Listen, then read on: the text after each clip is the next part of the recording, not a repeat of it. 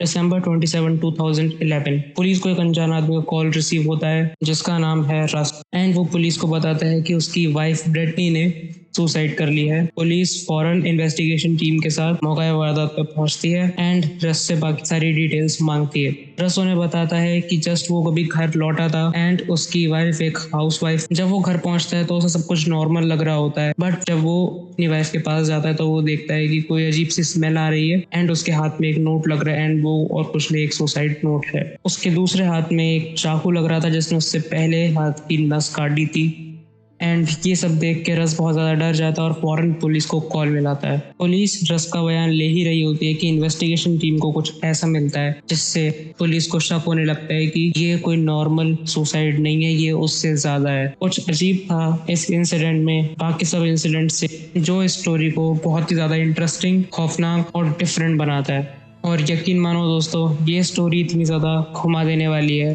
कि लास्ट में बस आप एक ही बात बोलोगे, आखिर चल क्या रहा है ये। मेरा नाम है आर्यन, आप देख रहे हैं दी डार्क सीरीज का एपिसोड 2 द ग्रीड।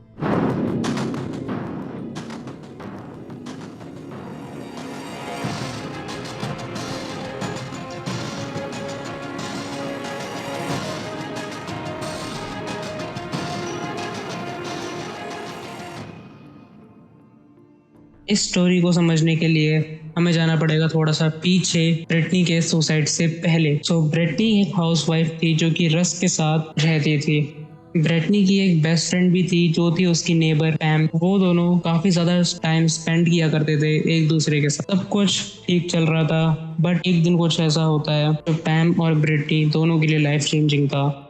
एक दिन ब्रिटनी की तबीयत बहुत ही ज़्यादा ख़राब हो जाती है। उसके हस्बैंड एंड पैम वगैरह सारे फैमिली मेम्बर्स सब उसे हॉस्पिटल लेके जाते हैं। वहाँ जब डॉक्टर ब्रिटनी की बॉडी का फुल बॉडी चेकअप करते हैं तो उन्हें पता चलता है कि ब्रिटनी को ब्रेस्ट कैंसर हुआ है। ये सुन के पैम एंड उसके फैमिली वाले काफ़ी ज़्यादा चिंता में पड़ जाते हैं, बट डॉक्टर बताते हैं कि सिर्फ इतना ही नहीं है, उसका कैंसर ब्रेस्ट से अब नीचे की तरफ आ रहा है एंड उसके लिवर में भी ये फैल चुका है। एंड अब ब्रिटनी इतनी ज़्यादा बुरी कंडीशन में है कि वो मुश्किल से 3 से 5 साल निकाल सकती है, वो भी तब जब वो स्ट्रिक्ट कीमोथेरेपी के अपने ट्रीटमेंट के ऊपर रहे।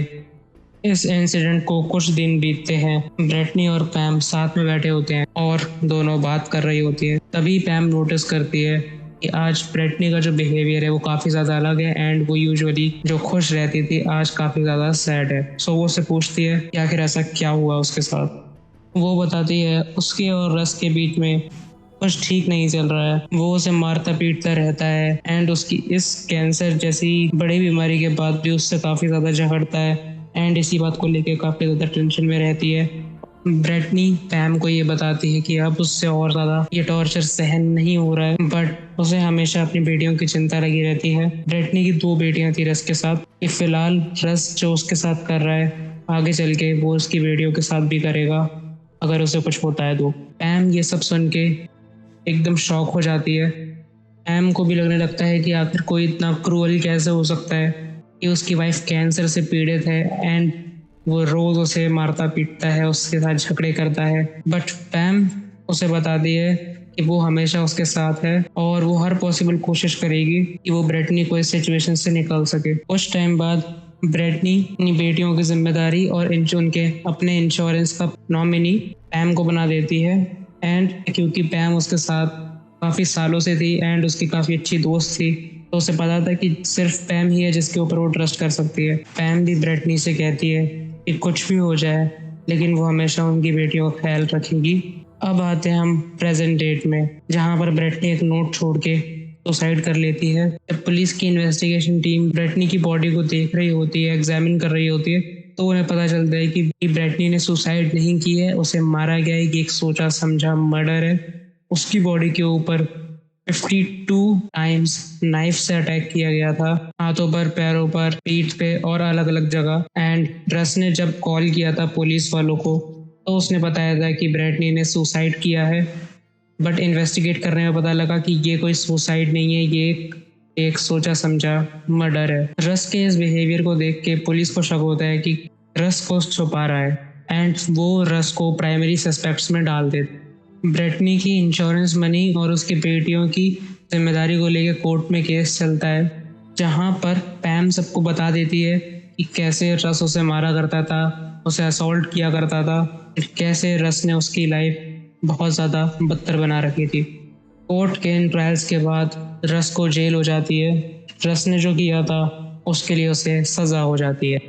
ये सब होने के बाद अब पैम को लगता है कि अब उसने जो प्रॉमिस अपनी बेस्ट फ्रेंड को किया था कि वो उनकी बेटियों का हमेशा ख्याल रखेगी, अब वो उसे आराम से पूरा कर सकती है, बिकॉज रस जेल में है एंड अब उसको किसी तरह का डेथ का खतरा नहीं है। अब काफ़ी टाइम तक सब कुछ ठीक चलता है। फिर एक दिन पैम की मॉम की अचानक से डेथ हो जाती है एंड कुछ दिनों बाद ही जब वो अपनी मॉम के डेथ के गम से अभी तक ढंग से उभरी भी नहीं थी, खबर आती है कि रस आज़ाद हो गया है। पता नहीं कि कोर्ट के जजेस जिन्होंने रस को सज़ा सुनाई थी, अब उन्होंने ऐसा क्या फूका कि रस को जेल पर आज़ाद कर दिया। रस के आज़ाद होते ही पैम बहुत ज़्यादा डर जाती है, क्योंकि उसे पता था जिसने अपनी वाइफ को नहीं छोड़ा, जो कि बहुत ज़्यादा अच्छी हुआ करती थी, तो पैम ने तो उसके खिलाफ कोर्ट में गवाही दी थी, तो वो अब पैम का क्या हाल करेगा।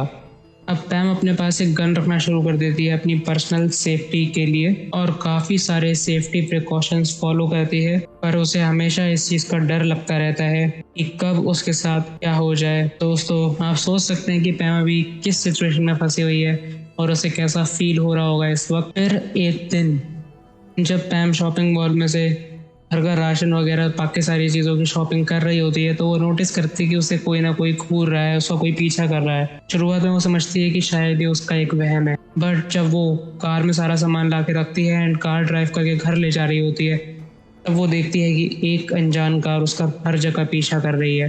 वो जिस मोड़ पे मुड़ती है वो भी उसी के साथ मुड़ जाती है। ये सब चीज़ें देख के वो बहुत ज़्यादा डर जाती है। पहले वो सोचती है क्या मुझे पुलिस को कॉल करना चाहिए, बट उसे लगता है कि शायद कोई कोइंसिडेंस भी हो सकता है। सो वो अपने घर के सामने रुकती है। वो कार भी उसी के कार के पीछे रुक जाती है। उसमें से एक आदमी बाहर निकलता है। पैम बहुत ज़्यादा अलर्ट रहती है।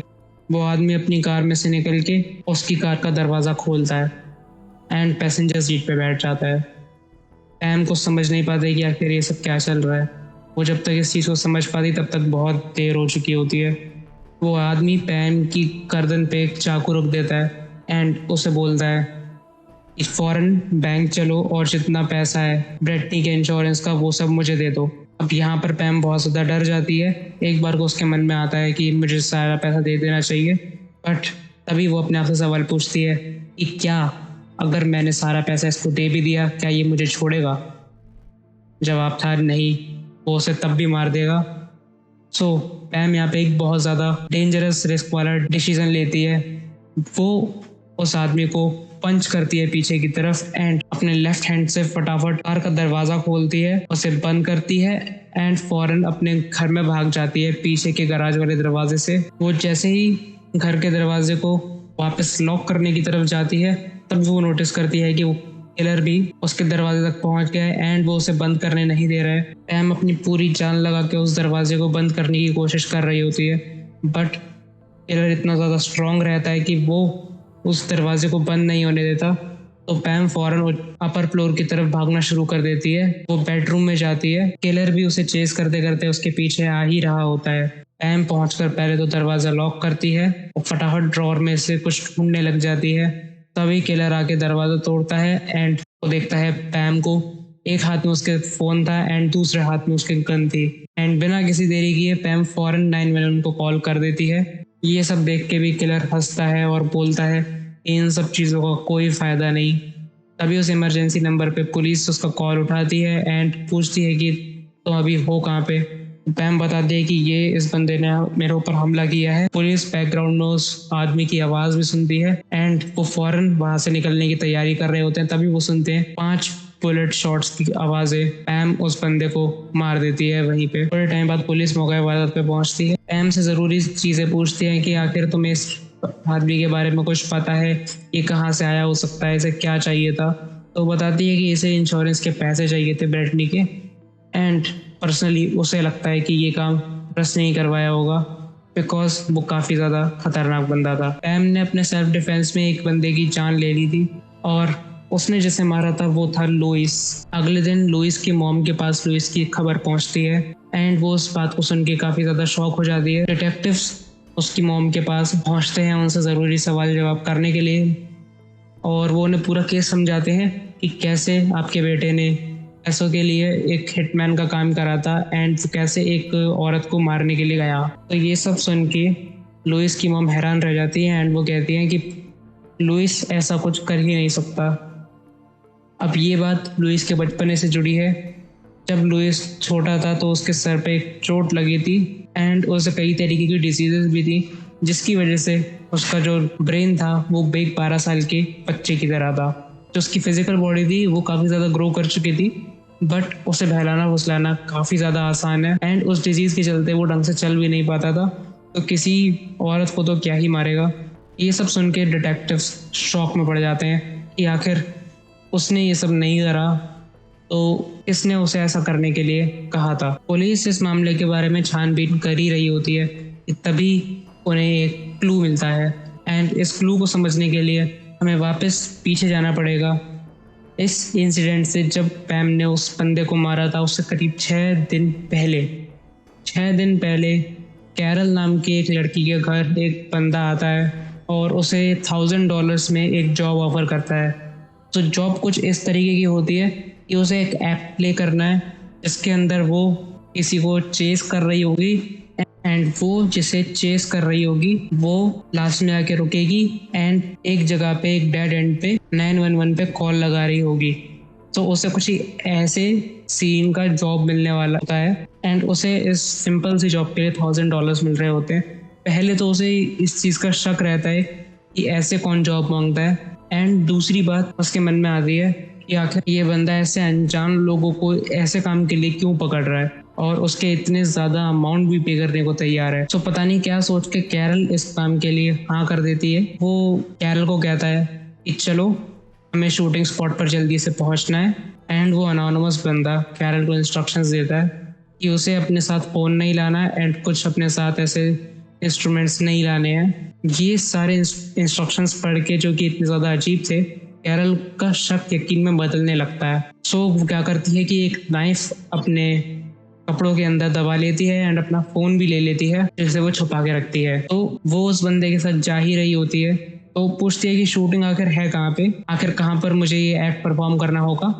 तो वो कहता है कि हाँ अभी ये शूटिंग स्पॉट्स सिटी से थोड़ा सा दूर है। और अब इस पॉइंट तक आते आते कैरल को बहुत ज़्यादा डर लगना शुरू हो जाता है एंड उसे समझ में आ जाता है कि उसने बहुत ज़्यादा बड़ी मिस्टेक कर दी है एंड इसी सिचुएशन से निकलने के लिए वो प्रिपेयर करके आई होती है। उसने शूज़ ही नहीं पहने होते। वो बंदा जब ड्राइव कर रहा होता है तो कैरल उससे कहती है कि उसे 1 मिनट के लिए अपने घर पर जल्दी से जाना ज़रूरी है। जब वो पूछता है कि क्यों, तो वो कहती है कि उसने जल्दी में शूज़ ही नहीं पहने। ये चीज़ देख के वो ड्राइवर बहुत ज़्यादा भड़क जाता है, वो बंदा बहुत ज़्यादा भड़क जाता है जो ड्राइव कर रहा होता है। वो कहता है कि ऐसा कैसे हो सकता है कि कोई शूज़ ही ना पहन के। जब वो देखता है तो वाकई में कैरल ने शूज़ नहीं पहने होते। पर तब भी जैसे जैसे वो वापस उसके घर पे जाने के लिए तैयार हो जाता है एंड जब कैरल इस बार घर पहुंचती है तो वो सर्विलेंस कैमरा में वो अपनी शक्ल भी दिखाती है एंड अपने छुपे हुए कपड़ों में से फ़ोन निकाल कर 911 पे कॉल भी कर देती है।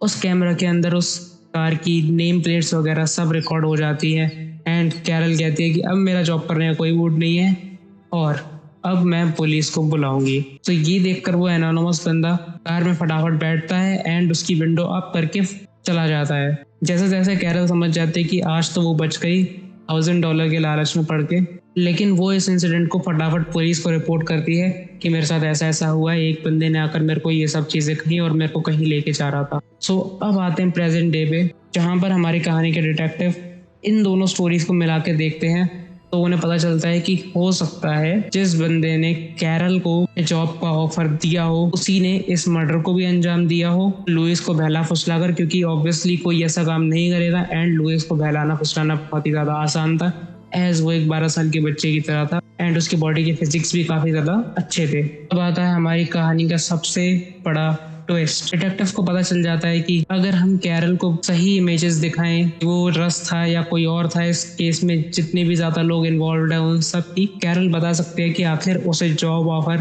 किसने दिया था और जिसने कैरल को जॉब ऑफर दिया होगा वही इस केस का मेन विलन है। और इस चीज़ को जानकर आप लोग हैरान रह जाओगे, वो और कोई नहीं बल्कि पैम थी। जी हाँ, जिसने कैरल को ऑफर दिया था $1000 की जॉब का, वो कोई आदमी नहीं बल्कि एक औरत थी डिटेक्टिव्स फिर रस से पूछताछ करते हैं एंड रस उन्हें स्टार्टिंग से बताता है कि वो स्टार्टिंग से ही बेगुनाह था, उसने कभी ऐसा कुछ काम नहीं किया था। अब ये सब सुन के फौरन पुलिस को अरेस्ट कर लेती है। पहले तो वो कुछ नहीं बता रही होती, लेकिन थोड़ा सा प्रेशर डालने पे भी सब कुछ उगल देती है एंड वो बता देती है कि कैसे उसने इन सब चीज़ों को अंजाम दिया, कैसे उसने अपनी बेस्ट फ्रेंड को भड़काया उसके हस्बैंड के खिलाफ, उससे सारे इंश्योरेंस का पैसा अपने नाम कर लिया और फिर जैसे उसने इस काम को किया तो एक दिन अपनी बेस्ट फ्रेंड के घर पर जाती है और उसे बड़ी बेरहमी से 52 टाइम्स स्टैब करके मार देती है। सिर्फ इतना ही नहीं, पैम ने ये भी बताया कि उसके मॉम की जो डेथ थी वो भी उसी का सारा किया जा रहा था। उसने अपनी मॉम को स्टेयरकेस से धक्का दिया था क्योंकि उसके मॉम की नॉमिनी भी पैम ही थी एंड उनकी मरने पर भी उसे काफ़ी ज़्यादा पैसा मिलने वाला था। फिर पैम ये बताती है कि कैसे उसने लुइस को अपने झांसे में लिया एंड उससे कहा कि वो उसे बढ़िया सा प्राइज़ दे के अगर उसने उसकी सारी बातें मानी। उसने जो कार वाली स्टोरी थी सारी बनाई थी एंड जब वो 911 पे कॉल कर लुइस के सामने तो उसने लुइस को सारी चीज़ें पहले से समझा के रखी थी कि तेरे को क्या क्या लाइन बोलनी है एंड लुइस वैसा ही करता है, वो वैसे ही सारी लाइंस बोलता है। पुलिस को भी लुइस की वैसी ही आवाज़ सुनाई देती है एंड वो उसे शॉट कर देती है। ये इतनी बड़ी सोची समझी साजिश थी। पहले पैम कैरल को फंसाने की सोच रही थी कि कैरल से इस लाइंस को बुलवाए, किसी एक्ट का बहाना देके और उसे $1000 का लालच दे, पर कैरल की समझदारी ने और वो इतनी ज़्यादा लालची नहीं थी पैसों के लिए, पर कैरल समझदार निकली और उसने इस चीज़ को बहुत ज़्यादा पहले ही भांप लिया और इसकी सारी डिटेल्स पुलिस को भी दे दी। इस वजह से कैरल बच गई और पुलिस को भी इसमें लीड मिली और उन्होंने पैम को पकड़ लिया। सो दोस्तों, मुझे बताना कि आपको ये एपिसोड 2 डार्क सीरीज़ का कैसा लगा एंड क्या आप कभी सोच सकते थे कि वो पैम ही निकलेगी जो अपनी उस बेस्ट फ्रेंड को धोखा देगी। तो यही था आज की इस वीडियो में। अगर वीडियो अच्छी लगी हो, यहाँ तक देखी हो, तो लाइक, सब्सक्राइब और शेयर कर देना। मैं मिलता हूँ आपसे नेक्स्ट वीडियो में, तब तक के गुड बाय।